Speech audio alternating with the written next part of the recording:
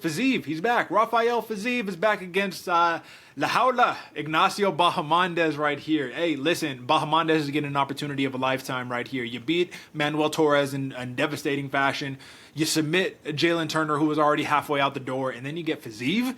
All right, now we're talking. But AJ, my question right here. Fiziev is coming off of 3 straight losses, two against Justin Gaethje, 1 against Mateusz Gamrot, and here we are now, man. You got to step down in competition, but against a surging prospect who you can't take lightly, in my opinion. You can't take Bahamondes lightly. What do you think about this matchup right here? Has Fiziev's career panned out the way that maybe we anticipated when he was making his initial run?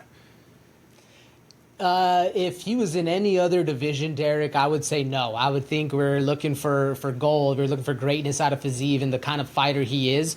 But that's a stacked division, brother. 155 pounds. I mean, they are stacked from head to toe. And even with Bahamondes, you said he's taken a step down in competition. Not really, just in how young he is, man. Bahamondes is an absolute killer, long, lanky. Like, this dude can fight. He's down to take the fight anywhere. It really is a generational fight that we're seeing. And unfortunately, Fiziev has found himself in the part where he might be gatekeeper coming up pretty soon.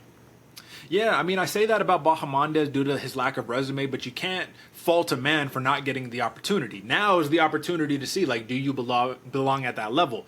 And again, it's really because Fiziev, you've fought the Moicanos, Mark Jacasey's, King Green, Brad Riddell, RDA, and then you get to that upper echelon and you just fall short, and it is what it is, right? Like, the losses to Justin Gaethje, fair play. Gamrot, what, you blow your knee out? You know, it kind of was what it was, you know? So, like, it's not as bad as it looks on paper. But X's and O's right here. You got the Muay Thai coach, Fiziev, the kickboxing specialist, fighting a much longer and rangier opponent in La Jaula here, man. 4-inch reach advantage, 7-inch height advantage. There we go. And this is going to be important right here because Bahamondes has fought smaller guys before, right? But the last guy that he fought that was tiny, kind of like this right here, he lost the fight, man. Ludovic Klein. I kind of feel like this could be a repeat of the Ludovic Klein fight given the striking of Fiziev, but there's a couple more things that we need to talk about. What do you think about that? I'm with you, Derek. I think if this fight is able to stay in Fiziev's wheelhouse, the striking, as dangerous and as many pros are in the Bahamondes corner for his striking, I think Fiziev has seen most of it all, done most of it all, and he's able to solve a Bahamondes puzzle.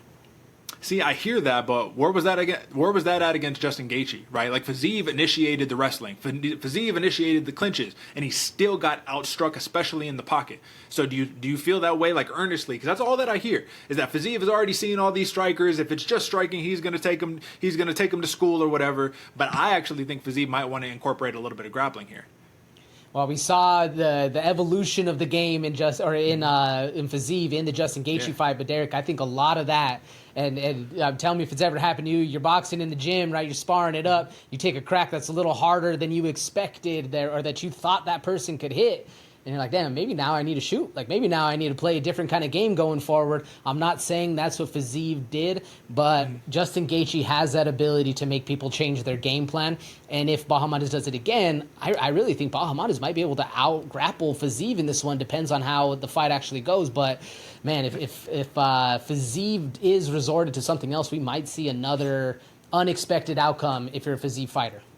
Yeah, I mean, Gaethje's been turning strikers into wrestlers for years, right? So that's no surprise. But I will push back because I actually just finished watching film on this one again, and Fiziev shot early, like without any major hits or anything. He just shot early and decided, we're going to mix it up. I'm going to show you I can do a little bit of it all. And you do that against Bahamondes, that might be your path to victory. That was Ludovic Klein's path to victory. He boxed them up, finished the rounds with control on the ground. Now, if this is purely just a striking matchup, this is where I'm going to beg to differ. I think Fiziev is lightning fast. I think he's way faster than Bahamondes, and I think that's actually going to give him some problems right there.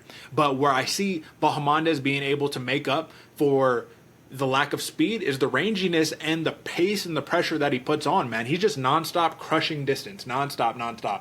It's hard to kick going backwards. It's hard to land power going backwards with the style that Fiziev presents. Like, Fiziev is not really a slick pinpoint counter striker per se, and when they trade into the pocket, while Bahamondes is a little bit more slow, I actually think, just like I had mentioned to you in the last week, right? Clinch work. What happens in the clinch? Who wins in the clinch? Fiziev ideally should be an expert with that Muay Thai clinch, but Bahamondes is way taller and way longer. He's nasty with that clinch coming out of that camp, that Mike Valley camp out of Chicago. That Bilal Muhammad does the same thing. Clinch up, uppercuts, hooks, disengage. What do you think? Yeah, the last place you want to be is in a Bahamondes clinch, eating knees up the middle if you're 5'8", right? Like that sounds like a horrible day, horrible game plan. I don't expect Fiziev to look too end up in those clinch battles, but he's going to need to close that distance and put himself in that danger to be able to land his best game. Whether he wants to take this fight to the ground or not, if he's able to get in the inside, do damage on the hands and feet, you stuffed the long fighter close where they can't hit you at the end of your shots, but you're doing that. He has ability to take it to the ground if he needs to. It's going to be interesting because this was one of those fights, Derek, where I'm on the fence, man. I can see either fighter winning this fight.